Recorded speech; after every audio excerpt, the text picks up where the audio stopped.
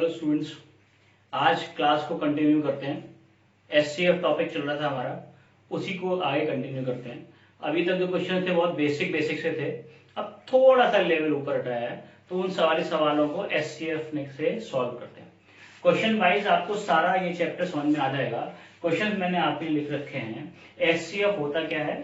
HCF मासा वो संख्या होती है जो दी हुई संख्याओं को कंप्लीटली डिवाइड करती है, पूर्णतः विभाजित करती है। अगर ये बात मुझे पता है तो मैं आराम से सवाल निकाल लूंगा। जरा देखते हैं ध्यान से।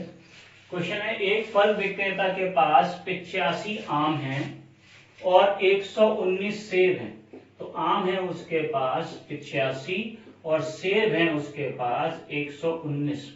अब सवाल को ध्यान से पढ़िए। इन फलों को बराबर आकार की थैलियों में पैक करना है। वैसे इसमें सही होना चाहिए, बराबर आकार की बड़ी से बड़ी, क्या लिखा है? बराबर आकार की बड़ी से बड़ी थैलियों में पैक करना है। तो बड़ी, बराबर मतलब कॉमन, आकार मतलब फैक्टर, बड़ी से बड़ी मतलब एचसीएफ हाईएस्ट। तो हाईएस्ट कॉमन फैक्टर, महत्तम समापवर्तक। तो अगर आप देखें तो 85 और 119 को एचसीएफ निकालने का सीधा तरीका तो साफ दिख रहा है। 17 पंजे 85, 17 सत्ते 119, साफ दिख रहा है वैसे तो। और अगर नहीं दिख रहा हो तो इनका अंतर निकाल लेते हैं। 119 और इसका अंतर निकाल लेंगे तो कितना आएगा? 34। तो या तो 34 ही आंसर होगा या फिर उसका कोई फैक्टर। पर क्योंकि 34 एक सम संख्या है और 85 और 119 एक विषम संख्या है, तो 34 से 85 डिवाइड नहीं होगा, इसलिए फैक्टर करेंगे। 17 दूनी 34। तो आपको डायरेक्ट भी निकाल सकते हैं और ऐसे घटा के भी निकाल सकते हैं। तो मासा क्या आ गया? 17। अभी 17 क्या आया है? आकार, मतलब एक थैली में ज्यादा से ज्यादा कितने फल लगाए जा सकते हैं? 17। अगर 17 फल लगाए जाएंगे तो 5 थैलियां तो बनेगी आम के लिए और 7 थैलियां बनेगी सेब के लिए और 5 और 7 12 थैलियां बन जाएंगी। बात समझ में आ रहा है? जब भी ये सवाल आता है बड़े से बड़े समान आकार की थैलियां, मतलब बात कर रहे हैं जिसकी हम एचसीएफ की बात कर रहे हैं। और थैलियों की संख्या निकालनी है, अगर वो थैलियों का आकार निकालना होता तो आकार है 17 और थैलियों की संख्या निकालनी है तो आ जाएगा 12। ऐसे ही अगला क्वेश्चन है, एक आयताकार फर्श की लंबाई चौड़ाई दे रखी है। अब आयताकार फर्श ऐसे होता है, आयताकार फर्श की लंबाई है 108 और चौड़ाई है आपका 90 मीटर। को ढकने के लिए, देखो ध्यान से, फिर क्या लिखा है? बड़े से बड़े मतलब महत्तम, समान मतलब कॉमन, आकार मतलब फैक्टर या साइज, यानी कि जो आकार है वो किसके आकार का होना चाहिए?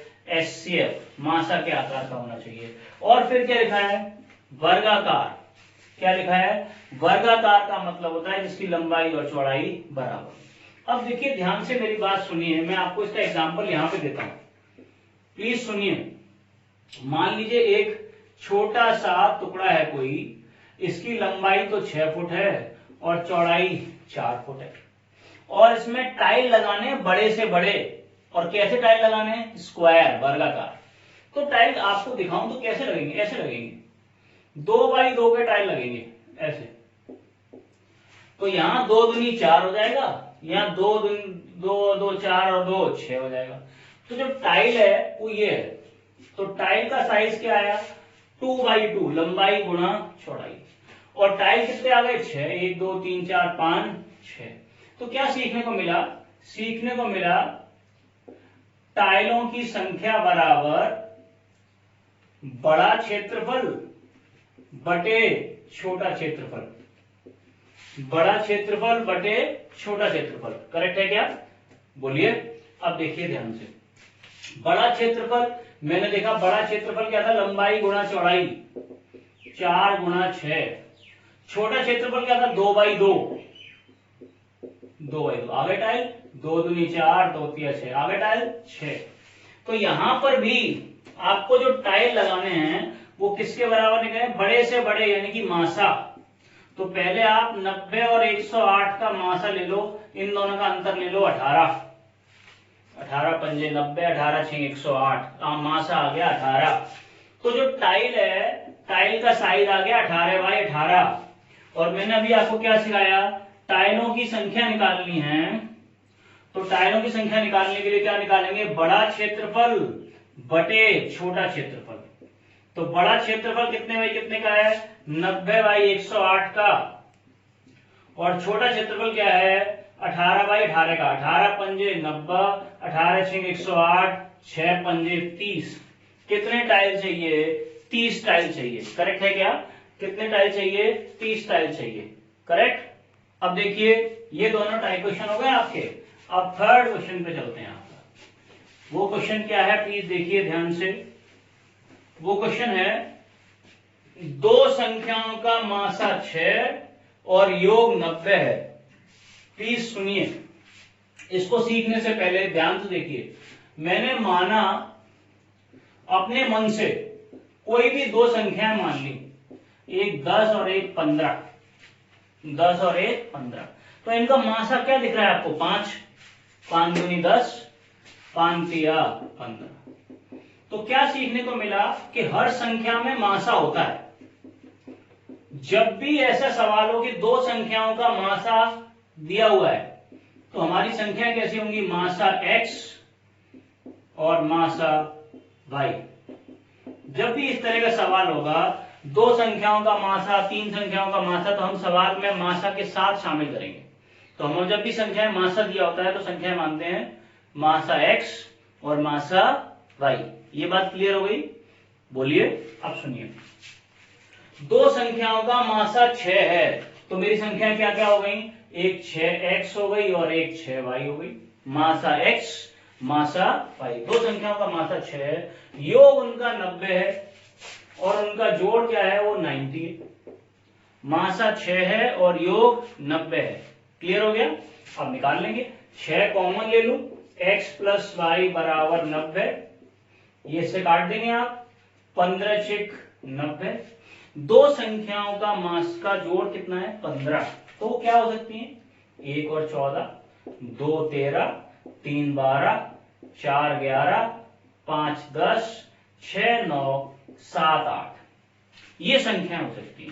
तो कितने जोड़े बन रहे हैं, 1 2 3 4 5 6 7। लेकिन हम हमेशा को प्राइम सह अभाज्य जोड़े लेते हैं।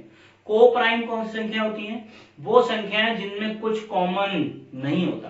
तो इनमें देखें जरा, 3 और 12 में 3 कॉमन है, 3 एकम 3, 3 चौक 12, तो ये मेरे जोड़ा काम का नहीं है। 5 और 10 में 5 कॉमन है, ये भी मेरे काम का नहीं है। 6 और 9 में 3 कॉमन है, ये भी मेरे काम का नहीं है। तो जोड़े कितने बने, 1 2 3 4। याद रखिए, जितने भी पेयर बनेंगे, जितने भी जोड़े बनेंगे, उनमें कुछ कॉमन नहीं होना चाहिए। ओके, अब देखते हैं ध्यान से, अगला देखते हैं। अगला सवाल भी बिल्कुल ऐसा ही है। दो संख्याओं का मासा 7 है। क्लियर स्ट्राइक कर रहा होगा दिमाग में, मासा 7 है तो संख्या है मासा x और मासा y। दो संख्याओं का मासा 7 और गुणनफल दिया है, गुणनफल इसीलिए बीच में साइन प्लस इनटू का है, बराबर क्या है, 588। तो x इंटू वाई बराबर क्या, 588 बटे 7 इंटू 7। काट दो, 7 अट्ठे 56, 7 चौक 28, 12 सत्ते 84, यानी कि गुणा आ गया 12। अब 12 गुणा किस किस का आएगा, 1 इंटू 12, 2 छिंग 12, 3 चौक 12। कितने पेयर बने, 3। लेकिन मैंने तो आपको क्या सिखाया है, ऐसे पेयर लेने जिनमें कुछ कॉमन ना हो। तो ये वाला पेयर मेरे काम का नहीं है। करेक्ट है। अब हमारे पास पेयर बने 2, एक ये और एक ये। क्लियर हुआ। जब भी वो ये कहता है दो संख्याओं का मासा, तीन संख्याओं का मासा ये है, तो हम संख्याएं मानते हैं मासा x और मासा y। ओके, अब देखें अगला, नेक्स्ट टाइप के सवाल देखते हैं अगले, और वो है आपका ये दोनों। पहले कह रहा है दो संख्याओं का अनुपात 3:4 है और उनका मासा दिया हुआ है 6। उल्टा, अभी मैंने आपको एग्जांपल दिया था, यहां फिर देता हूं। 10 और 15, इनका मासा क्या है, 5, 5 दूनी 10, 5 तिया 15। अनुपात निकालूंगा तो 5 से 5 कट जाएगा, क्या आ जाएगा अनुपात, 2:3। यानी कि अगर मैं कहता दो संख्याओं का अनुपात 2:3 है और मासा जो है वो 5 है, तो संख्याएं क्या होगी? तो आप क्या करते? उल्टा, 2 पंजे 10, 5 तिया 15। करेक्ट है? बिल्कुल यही सवाल है। दो संख्याओं का अनुपात दिया हुआ है 3:4 और मासा क्या दिया हुआ है? 6। और मैंने तो क्या बोला, संख्या क्या होती है? मासा x और मासा y। तो ये x है और ये y है, तो मासा x और मासा y। देखिए, तो 4 6 तिया 18 और 6 चौक 24, इनकी संख्याएं आ गई 18 और 24। बात समझ में आ गई? अब कई बार वो आपसे पूछता है इनका योग बताओ, तो कुछ नहीं है, इनका योग बताना है तो इन दोनों को जोड़ दो। लो साहब, योग कितना आ गया? 42 आ गया। अगर वो कहता है इनका गुणा बताओ, तो साहब गुणा कर दो, 18 24 को गुणा कर दो, या डायरेक्टली वहीं से कर सकते हैं। अब इसमें एक चीज और पूछ लिया आपसे, एलसीएम लासा। क्या पूछा? लासा या एलसीएम। देखें ध्यान से, अब आपको सवाल में दिया हुआ क्या है? 3:4, तो संख्याएं का अनुपात दिया हुआ है और एचसीएफ दिया हुआ है 6। अगर इनका एलसीएम निकालना है तो एक तरीका तो इनमें गुणा कर दो, 6 तिया 18, 6 चौक 24, और इनका फिर क्या निकाल लो? एलसीएम निकाल लोगे आप। 6 तिया 18, 6 चौक 24, कुछ कॉमन नहीं है, 6 तिया 18 चौक 72 आ गया आपका आंसर। या फिर एक डायरेक्ट तरीका है, और वो डायरेक्ट तरीका ये है, 3:4 है और यहाँ एचसीएफ क्या है? 6। अगर कुछ कॉमन नहीं है तो सीधे गुणा कर दो, 3 चौक 12 6 72, आ गया आपका आंसर। मेरी बात समझ में आई? आप संख्या निकाल के एलसीएम निकालो या डायरेक्ट एलसीएम निकाल लो, कोई फर्क नहीं है, तीनों का एलसीएम निकाल लो। किसका?